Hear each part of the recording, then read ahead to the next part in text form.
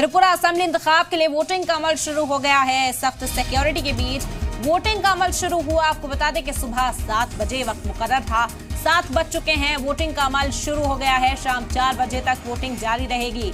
त्रिपुरा में वोटिंग के लिए 3,347 वोटिंग सेंटर्स बनाए गए हैं। 28 लाख से ज्यादा वोटर्स अपने वोटिंग राइट का इस्तेमाल करने वाले हैं। 60 सीटों पर 259 उम्मीदवार अपनी किस्मत आज आजमा रहे हैं। तो त्रिपुरा असेंबली इंतखाब के लिए वोटिंग का अमल शुरू हो गया है। 60 सीटों पर आज वोट डाले जा रहे हैं। आपको बता दें कि 259 उम्मीदवारों की किस्मत का फैसला आज होगा।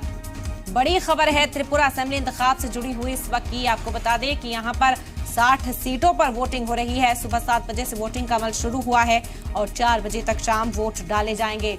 सिक्योरिटी के सख्त इंतजाम यहाँ पर किए गए हैं। बड़ी तादाद में लोगों को बेदार किया गया है कि वो वोटिंग राइट का इस्तेमाल करें, वोटिंग सेंटर्स पर पहुंचे और वोट डालें।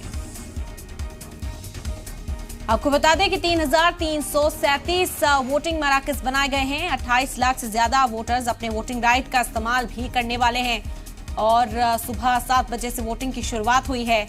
शाम 4 बजे तक यहां वोट डाले जाएंगे। बड़ी खबर है त्रिपुरा से, आज असेंबली इंतखाब के लिए वोट डाले जा रहे हैं। बड़ी तादाद में यहां पर लोगों को बेदार किया गया ताकि वो वोटिंग सेंटर्स पहुंचे, अपने वोटिंग राइट का इस्तेमाल करें, पसंदीदा उम्मीदवार के लिए यहां पर वोट कर सकें। बड़ी खबर इस वक्त की आप तक पहुंचा रहे हैं। आपको बता दें कि यहां पर कांग्रेस, बीजेपी, तमाम जो सियासी पार्टियां हैं उन्होंने पूरी ताकत झोंकी है, लोगों के बीच पहुंचे और इंतखाबी मंशूर में बड़े वादे किए गए।